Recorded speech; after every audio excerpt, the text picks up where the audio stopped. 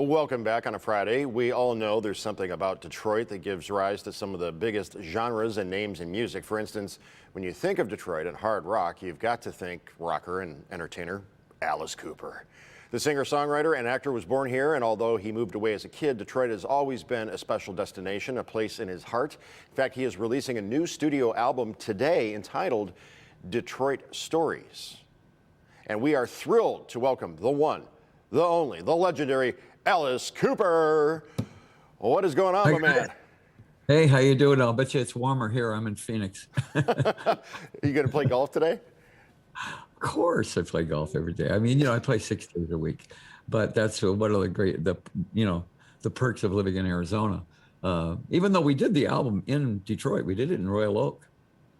It's funny, you mentioning golf. It takes me right back to about 5, 6, 7 years ago. You and I at the TV station out back, just monkeying around with clubs, just kind of shagging some balls, and you were just so down to earth. You might have even given me a pointer on my swing. Well, luckily I worked with Johnny Miller and John Daly and Rocco Mediate and guys like that, and they kind of honed my game pretty well. You don't lie about that. Why is Detroit special to you and your music?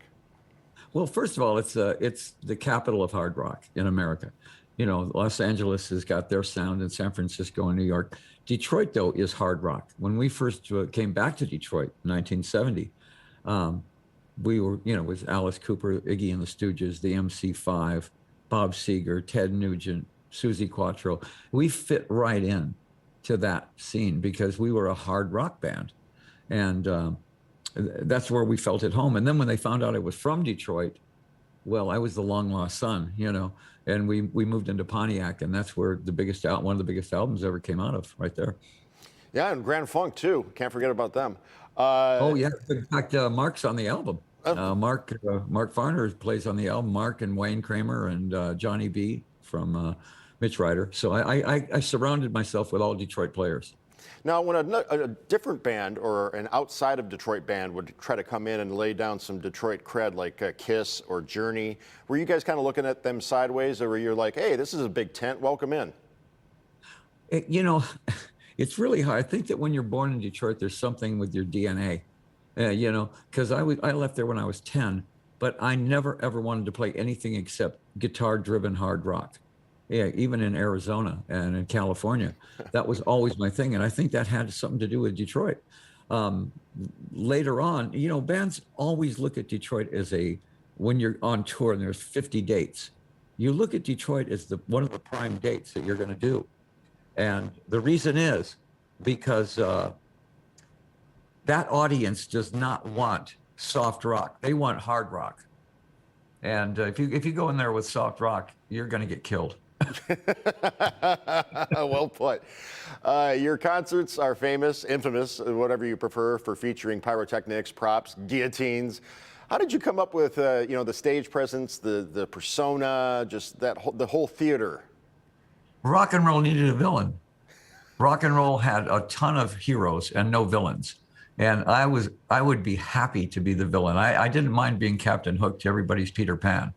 And it was sort of in my theatricality anyways. I was born with that. And so, I gladly took that role. But I think that even if you're a villain, you have to have moments of total comedy, where this arrogant villain up there might slip on a banana peel. And that makes it even funnier. Real quick, how did Detroit inspire Detroit Stories? In what way? Well, we couldn't do this album anyplace except Detroit. Once we got there, then we decided, well, let's just do it all about Detroit.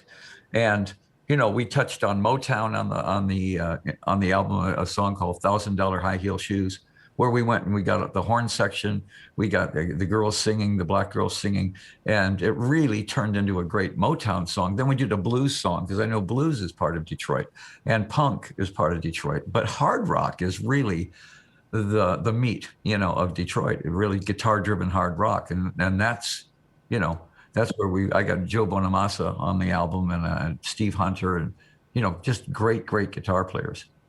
About that same time that you and I were messing around with the golf clubs at the station, you performed at the opening of John Varvatos in downtown Detroit, and I took a photo of you. That's one of the best pictures I've ever taken. I put it on my Twitter, and I tagged you in it. So if you go to @AliceCooper on Twitter, you can see the picture I took of you. I'd be honored. Oh, that's great. I've got to tell you one great story about Detroit. You know, I've met everybody from the Beatles to the Stones to Dylan to Sinatra, Elvis, everybody. I'm getting ready to tee off at Oakland Hills, and somebody says, Al Kaline's behind us. Oh, man. And I totally almost dropped my club because when I was a kid, Al Kaline was my hero. He was my Mickey Mantle. And I was the first time I was actually shaken up about meeting somebody. You know, I went back and I said hi, and I told him, you know, I was the biggest Al Kaline fan, nicest person in the world, you know. And still, I collect, the only thing I collect is Al Kaline stuff. Nicest person in the world, just like you. And something tells me you probably striped your drive right down the middle, right in front of him. We got to run. Alice Cooper, it's been fun. Good to see you again, buddy. Thank you. Thanks again. Pleasure's all on this side of the satellite. Next, we are stepping back in time with a Metro Detroit shop in honor of a National Retro Day. So please stay tuned. Alice Cooper, Detroit Stories. Going to check that out later.